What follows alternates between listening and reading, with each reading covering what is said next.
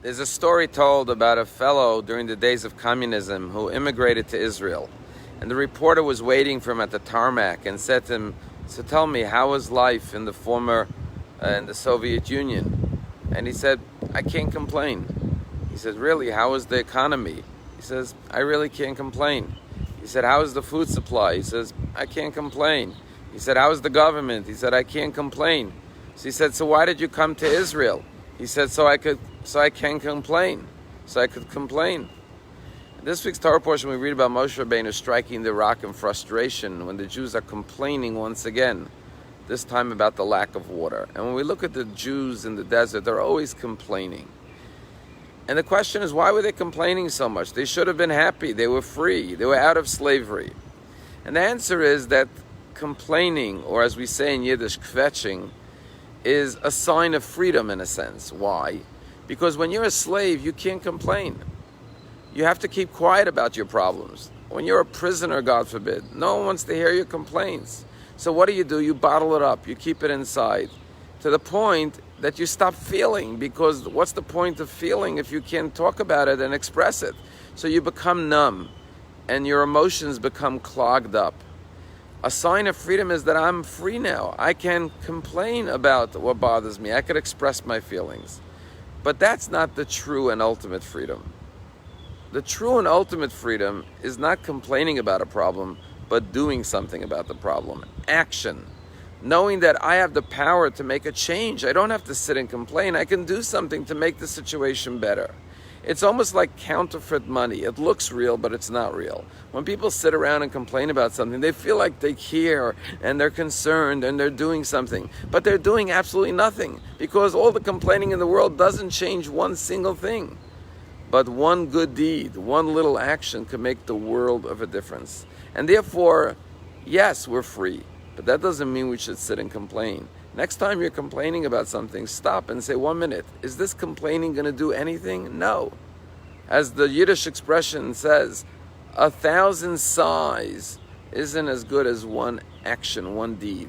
The Torah teaches us man has power. We're in God's image. We could do things to make things better. So next time, don't complain. Do something to make it better. This Shabbat at Palm Beach Synagogue is a very special Shabbat. Every Shabbat is special, but this Shabbat we're inviting one of the founders of a wonderful new organization in Palm Beach County to speak at our shul during the Kiddush. His name is Isaac Hirsch.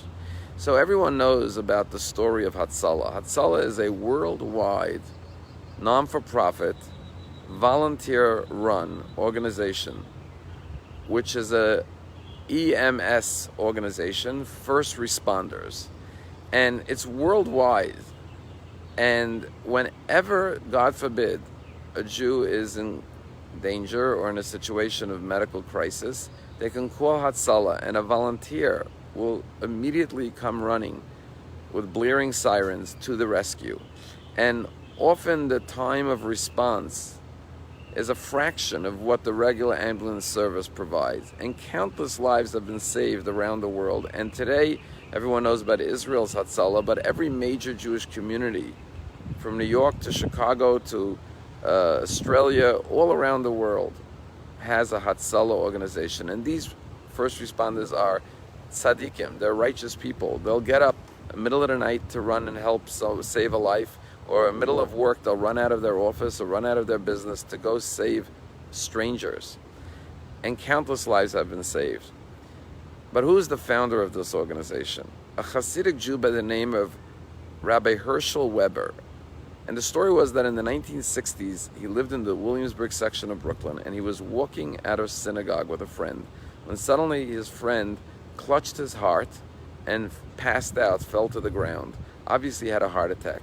He immediately called 911, and he sat there holding his friend's hand, who was passed out, and could not do anything. He was helpless.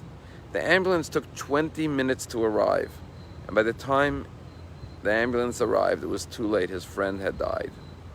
Rabbi Weber was so distraught about what had happened that he decided to become a first responder. And he took the course, a Hasidic Jew with a white beard, and he put medical equipment in his car He got oxygen, he got a defibrillator, he got a first aid kit, whatever is necessary. And he gave out his number. And he said, if anyone has a medical crisis, call me, I'll come running. Well, that one-man first responder volunteer, Rabbi Herschel Weber, became a worldwide organization today, literally saving hundreds and hundreds of thousands of lives. Well, the closest Hatzalah ambulance service is in Miami, Florida. But a group of young people who have recently moved down to Palm Beach County and were Hatzalah volunteers in New York said, why don't we start one in Palm Beach County? And right now, the first Hatzalah of Palm Beach County is being formed and has begun in Boca Raton and in Boynton Beach.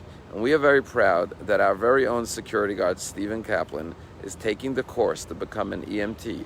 And he will be our local first volunteer of Hatzalah of the island of Palm Beach.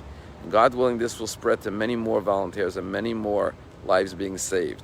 Well, this Shabbat at Palm Beach Synagogue at the Kiddush, you'll be able to learn more about this organization in Hatzalah of Palm Beach County and the island of Palm Beach, and how you can get involved and how you could even become a volunteer, first responder if you like. And like Rabbi Herschel Weber, he saw a situation.